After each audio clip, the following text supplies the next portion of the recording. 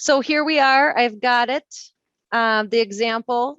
So for each example, identify the key questions. What do you need to know?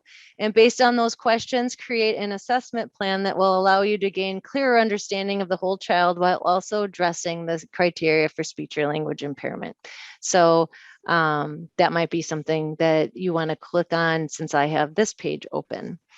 So a fifth grade Hmong student is referred by their classroom teacher due to concerns about their ability to engage in class discussions, talk about what they've read, and follow multi-step directions or to complete work.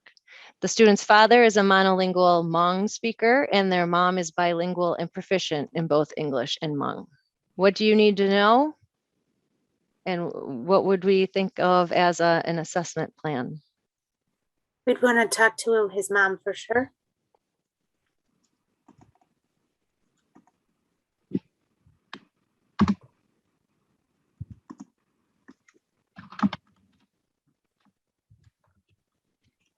Language sample. Student interview.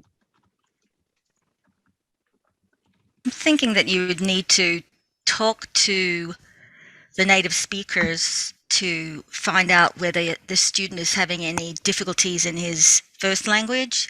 So the mom would be a great reporter on that because she speaks both languages. But is his reticence to speak also present in Hmong when he's at home?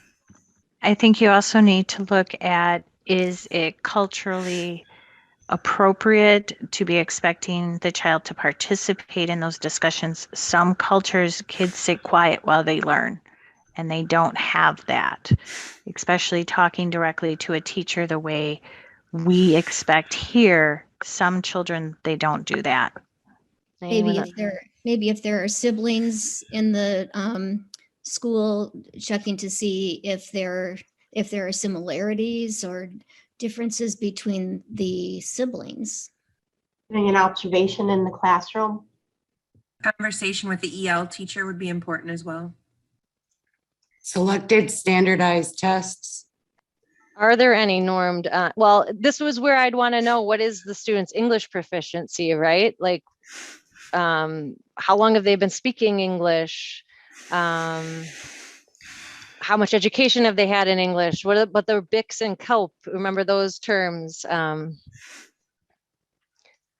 This is a referral, right? I mean, like, we're looking at whether or not to move to evaluation. What kinds of interventions have been tried? Right. We're like at the review of existing data. And in my world, I had the luxury of having these as meetings to gather, that we're assuming we don't have all the pieces. And we're this is we're brainstorming what kinds of assessments could we do. There's obviously questions we need answered before we determine exactly what assessments we would do. Right. But this is a fifth grader. So again, like the consistency of educational experience. Mm-hmm. Kind of other, is he EL? Has he received EL interventions? Since when? Since kindergarten? Health history, if you can get it. Rule out hearing loss. Looking at the academic impact and not only just the observation, but looking at, I'm not sure if this fifth grader has letter grades or proficiencies, but just seeing how they're compared to their peers. And again, that's just a small piece, but again, looking at that academic impact. Mm-hmm. Good. So this is not all exhaustive, but I think, to cross-reference, we want to get to know the whole child. We want to get to know more information. We're going to do some of our assessments. And then, let's see if I can make this bigger. When we look at this, are we missing anything that we would need to do in order to look at this? We have observation, and we're considering the students, culture and background. And then I heard someone said language sample, and we talked about possibly using a norm reference test, but that depends on their English proficiency and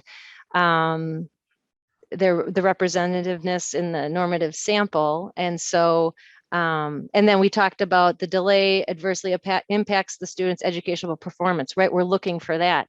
So I think maybe something we're missing here is dynamic assessment or a criterion referenced assessment.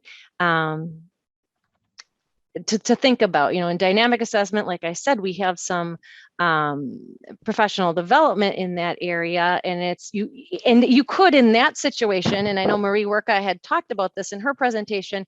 Let's say you give a norm reference test, you don't score it, and you look at areas of strength and difficulty, and then you take an area that the students scored poorly on, and you do a short intervention in that area, and you look at how easy or how difficult it is. I mean, actually, so this is a kid that I had, and the kid ended up having a lot of difficulty with conversational turn-taking skills and being able to tell enough information. I couldn't ever understand what it was that she did over. Yeah, it was really hard to follow her and understand. And I tried to teach her the back and forth and question and answer, and she did not catch on to it. So this whole idea of dynamic assessment is, with some intervention, do they quickly catch on or not? And she didn't. And so we could put something into this to get at the criteria more too. That would be consistent. So I'm not, we're not walking completely through. We have way too many holes to actually, but the whole point is I didn't want to get too specific with these examples because I wanted it to be more broad in thinking, because we need to wonder what the pieces are. So for the speech example, first grade student is referred by their teacher due to concerns about production of SL and R. No one's had a kid like that, right? The student's home language is English. So what are the key questions? What do we need to know? And based on that, what are some assessments that we should plan, or some information we need to gather? Percentage of intelligibility by classroom teacher, parents, peers, and such?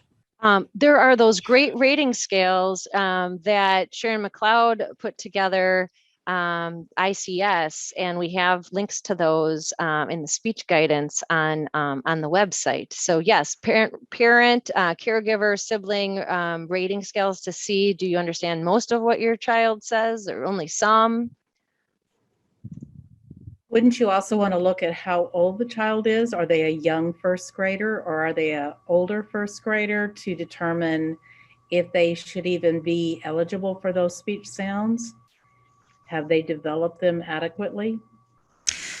What's the impact of these errors on his educational performance? Is it impacting his ability to develop phoneme grapheme relationships? Is he having any problems with learning to read because of these issues? Not learning to read, but decoding words. Mm-hmm.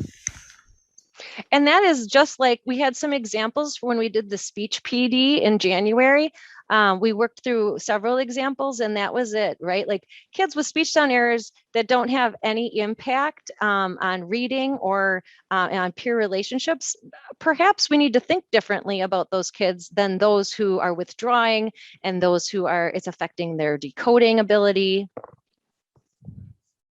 You'd also want to look at stimulability.